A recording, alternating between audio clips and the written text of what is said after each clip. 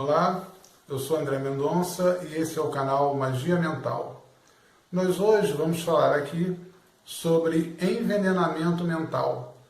O envenenamento é um dos principais agentes a construir obstáculos, a produzir dificuldades que nos afastam dos nossos objetivos. Para entender bem essa ideia, nós vamos precisar nos apoiar em dois conceitos.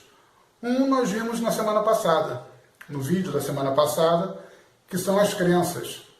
Se você não viu o vídeo, é interessante, vou deixar o link aqui na descrição, é interessante você dar uma olhada na explicação mais completa.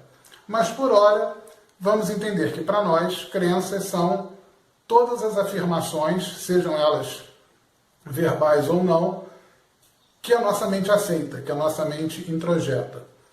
E o outro conceito é o de comunicação interna, a maneira como nossas mentes conscientes e subconscientes se comunicam.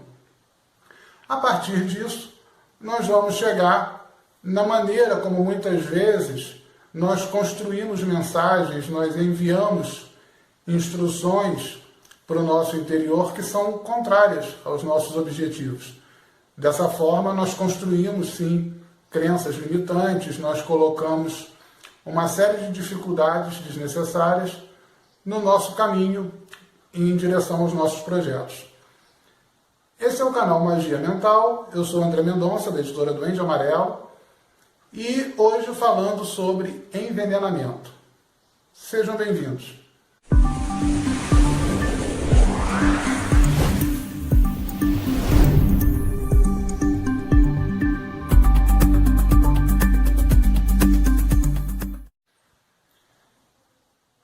Nossos primeiros vídeos, eu mencionei a ilustração, a alegoria que eu gosto de trabalhar, de ver o nosso subconsciente como um cachorro, e não exatamente como um ser humano.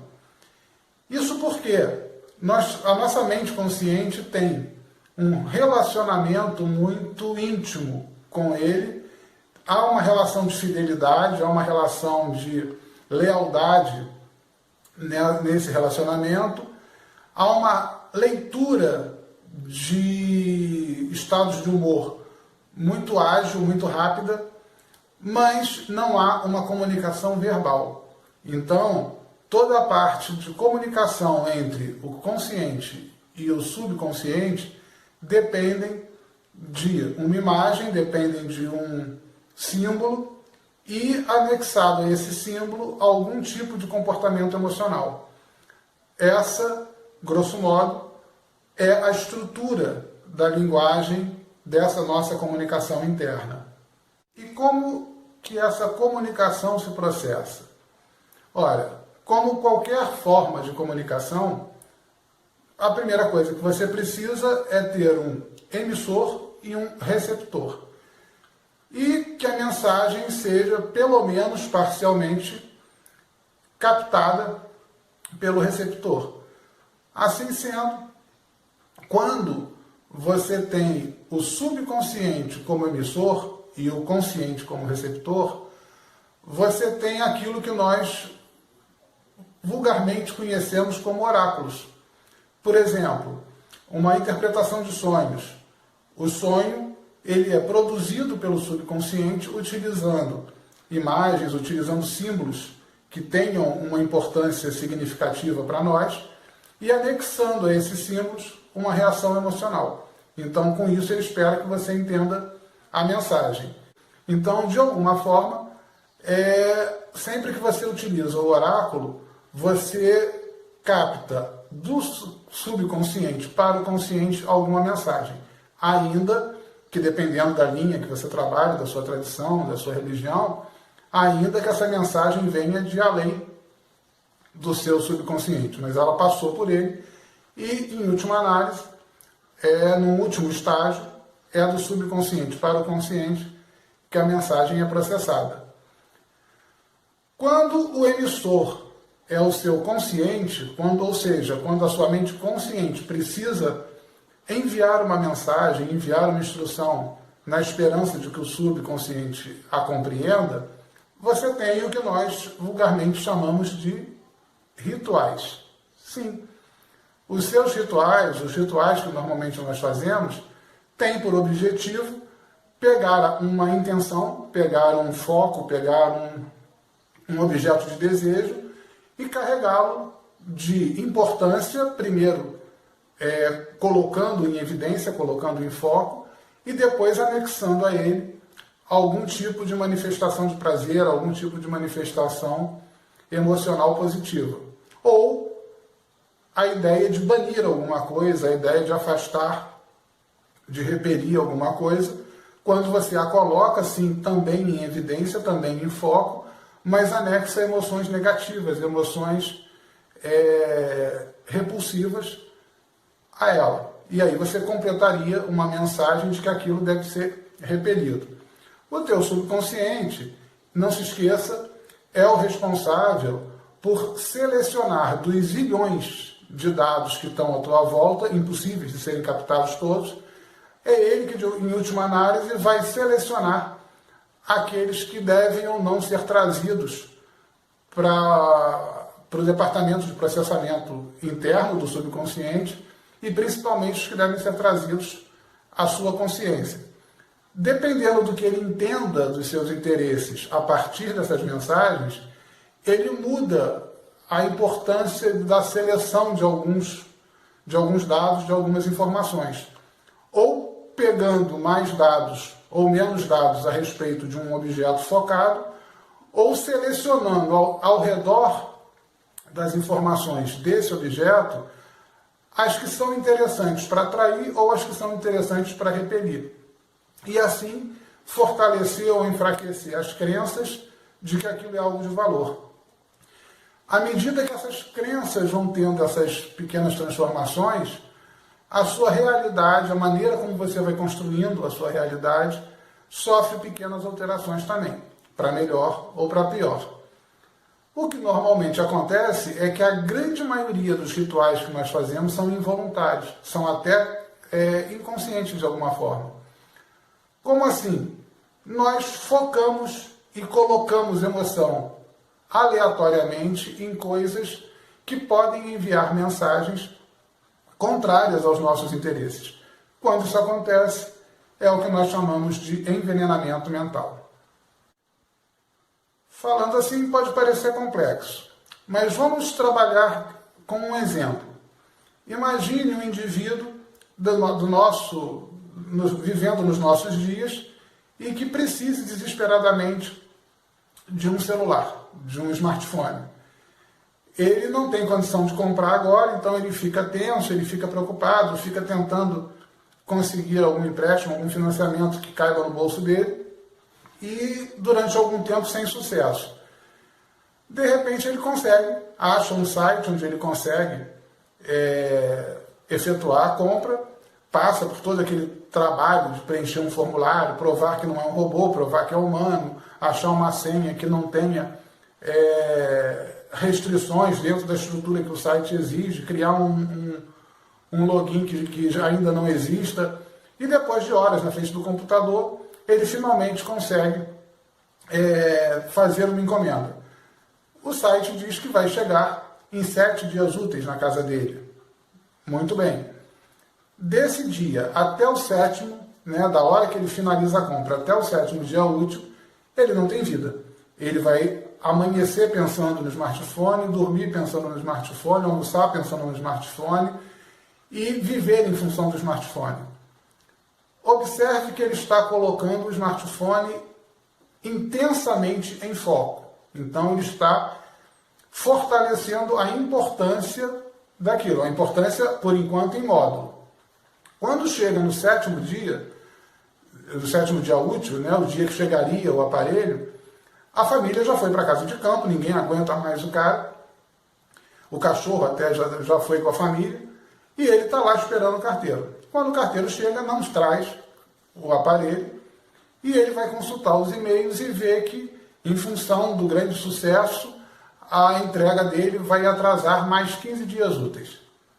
Nessa hora, ele arremessa o que tiver na mão do outro lado do quintal, ele sai chutando as plantas e ele tem uma explosão de raiva. Muito bem, ele ficou 7 dias mantendo em foco intenso a imagem do smartphone que ele desejava. E com aquela imagem na cabeça, a primeira emoção que ele anexa a esse contexto é ódio, é raiva, é frustração. Ora, ele compôs ali um ritual fortíssimo de banimento do smartphone. Então, a partir daí, você encontrar com um indivíduo desse, anos depois, e dizer que aparelhos tecnológicos só trazem aborrecimento, foi uma crença que foi construída por ele a partir daquela experiência. Isso é claro que é uma explicação grosseira, uma explicação bastante simplista, mas é mais ou menos mostrando aquilo que nós falamos, em teoria, um pouco antes, como a coisa se processa. É sempre bom a gente prestar atenção de que quando a gente fala de envenenamento mental, a gente não está falando de algo específico, nós estamos falando de um processo. E esse processo pode se manifestar em 1 milhão de formas. Por exemplo, como nós falamos aqui, num objeto que você deseje muito e que te provoque uma reação emocional. Então isso pode completar o ritual e a mensagem de que aquilo deva ser banido, de que aquilo deva ser afastado, ou o contrário, que aquilo deva ser atraído. Há várias outras formas de tentar ver isso, de tentar ver o veneno mental. Não dá para listar todas, como eu falei, o fato de ser um processo permite que esse processo seja anexado aí a uma série de hábitos, a uma série de comportamentos, e é mais fácil perceber o processo em andamento do que listar cada um desses hábitos, cada um desses comportamentos. Aqui nós vamos falar de 3, que são bem claros, bem fáceis de serem identificados. Um deles são piadas, são memes, que frequentemente a gente vê na internet. O nosso trabalho no Duende Amarelo, o trabalho de editor, nos coloca muito próximo do lúdico principalmente relacionado à literatura. E uma das coisas mais óbvias para nós é que quando você lê um romance, quando você lê um livro de aventura, você, ainda que inconscientemente, entra no papel do protagonista. Você assume a posição do protagonista e os acontecimentos, os reveses e os sucessos que aquele protagonista vai experimentando, você, de certa forma, vive aquilo como sendo você. Isso na literatura é muito divertido, isso na literatura é muito útil. Você vai vivendo algumas experiências que você talvez nunca tenha e você passa até a se conhecer, a saber como você reagiria naquela situação. Isso é muito bom. Quando você pega algumas piadas, alguns memes, de uma certa forma, esse mesmo processo se repete. Você se coloca no papel do ator principal. E é comum hoje a gente ver em redes sociais e pela internet piadas onde o foco central, ou seja, a primeira pessoa, como normalmente os textos são colocados, é uma ideia de pobreza, é uma ideia de inferioridade, é uma ideia de algo que, na verdade, você não quer para você.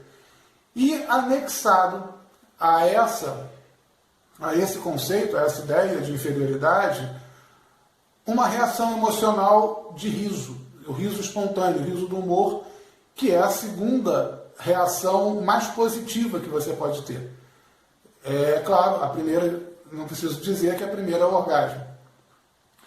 Então, se você foca algo que significa falta, significa miséria, significa inferioridade, e anexa a isso uma reação de riso, quando aquilo é colocado em primeira pessoa, você pode sim estar fazendo um micro-ritual que atrai um pouco mais daquele infortúnio para você.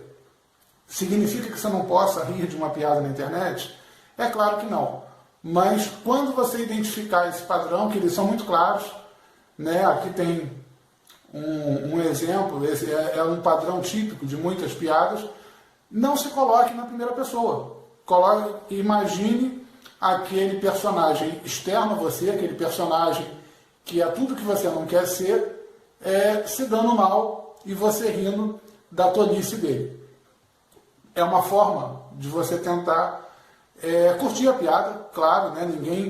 Ninguém gosta de ficar filosofando as piadas, mas é bom tomar cuidado, porque o teu cérebro, o teu subconsciente, ele não distingue imaginação, ele não distingue virtual de real. Aquilo que ele vai experimentando para ele é real e a partir daquilo ele vai tirando conclusões. Então, quando você identifica esse tipo de mensagem, é bom você dar acrescentar aí algum elemento que descaracterize aquilo como sendo algo desejável. Né? Mal comparando, é como eu digo sobre o agradecimento. O agradecimento é uma forma de ritual, sim, de ritual de atração. Assim como a ingratidão pode ser citada como um veneno mental. Por uma questão muito simples. Você sempre agradece aquilo que você quer, aquilo que para você foi bom. Ninguém agradece uma martelada no dedo, por exemplo. Então, quando você agradece algo, já fica claro para o teu subconsciente que aquilo foi bom, de que aquilo ali foi algo que você gostaria de ter mais. Então, sempre que você agradece, você de alguma forma atrai aquilo pelo que você está agradecendo, atrai mais daquilo pelo que você está agradecendo. E frequentemente alguém pergunta, eu odeio meias e principalmente a cor que eu mais odeio é a cor de abóbora. O que eu faço se uma pessoa se lembra de mim, me traz um presente espontâneo e o presente é uma meia cor de abóbora? Agradeça a lembrança da pessoa. Agradeça aquilo que tem de bom ali. Em primeiro lugar, você vai começar a treinar a sua mente para focar no positivo, o que já é algo proveitoso. E você vai abrir caminhos para atrair que mais pessoas se lembrem espontaneamente de você e lhe tragam presentes. Nem todo mundo vai trazer meias cor de abóbora. Não agradeça a meia, não agradeça o objeto em si, agradeça a lembrança, agradeça aquilo que teve de bom ali. Mas também não se recuse a agradecer, não seja ingrato.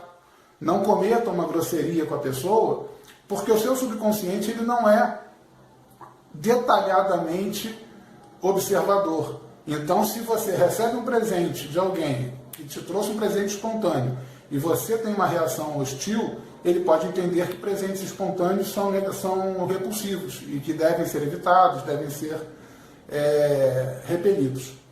Tá bom? Um outro tipo de veneno mental também muito comum é a procrastinação. Se você tem algo que é importante para fazer, muitas vezes isso já está até de certa forma contra os interesses do teu subconsciente. Lembra que nós falamos em outros vídeos? O subconsciente ele é sempre pelo menor esforço, é sempre a favor de economizar energia, é sempre a favor de manter o status quo, de manter as coisas como estão e evitar mudanças. Se eventualmente você precisa de mudanças, você precisa de uma ação mais incisiva, se você evita essa ação, você ratifica, você reforça a ideia dele de que aquilo é ruim. Então, se você quer perder alguns quilos e sabe que precisa fazer exercícios físicos, comece agora. Comece sem ter tudo que precisa, comece sem ter as condições ideais, mas comece. Porque quanto mais você adia, quanto mais você evita, mais você confirma para ele que aquilo ali é indesejável. E mais ele vai ganhando subsídios para tentar bloquear aquele tipo de atividade e manter a situação como ela está. Então, se você quer promover mudanças, a procrastinação é, sim, um veneno. Por hoje, nós vamos ficar por aqui. Com certeza, em vários momentos, vamos nos referir a práticas e hábitos que apontam no sentido de envenenamento mental. Vamos, eventualmente, retomar um ponto ou outro, mas por hoje, para ilustrar a ideia que está por trás desse conceito, acreditamos ter atendido. Se ficou alguma dúvida, se ficou aí alguma coisa não completamente esclarecida, fiquem à vontade para botar nos comentários algum questionamento, alguma pergunta. Na medida do possível, faremos questão de esclarecer e de trazer isso para os nossos bate-papos, para as nossas explicações. E na semana que vem, também sexta-feira, às 18 horas, o nosso vídeo vai falar sobre magia mental e prosperidade. Como ideias, como conceitos, como crenças mal construídas podem bloquear em muito o nosso sucesso financeiro, o nosso sucesso em termos de prosperidade. Eu sou André Mendonça, esse é o canal Magia Mental. Muito obrigado pela audiência e um forte abraço.